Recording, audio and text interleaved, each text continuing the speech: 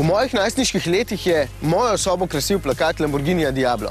Prepričan pa sem, da pri današnjih 12-letnikih v sobah najdemo plakat teh avtomobilov.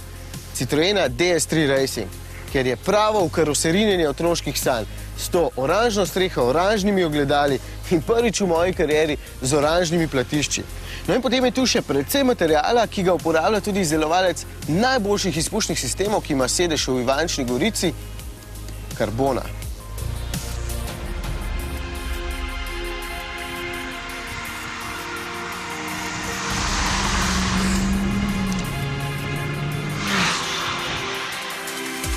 Fantastično je, da se to zanimivo oblikovanje nadaljuje tudi v notranjosti. Veliko je emblemov Citroen Racing, kakršne najdemo tudi na bolidu Sebastiana Loeba. Ja, očitno so Francozi končno začeli tržiti uspehe, ki jih nizajo v tem za marsikoga najtežjem motošportu na svetu.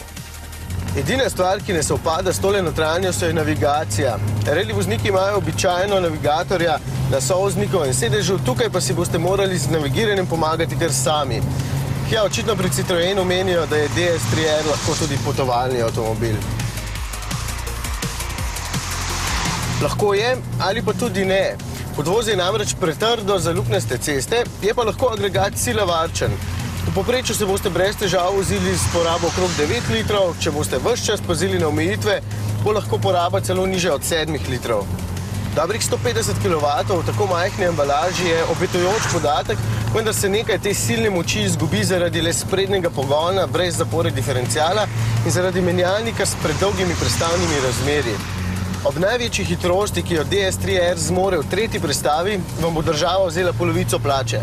No, potem so tu še 4., 5. in 6. prestava. Veselje se zaključi dobrih 100 nad omejitvijo.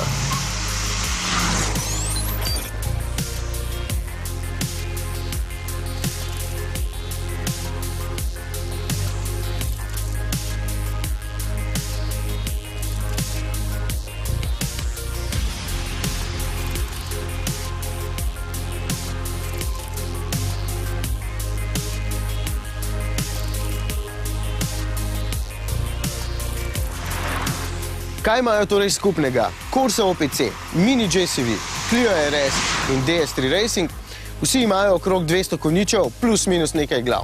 In v čem DS3R zmaga, je daleč najbolj opazen med vsemi.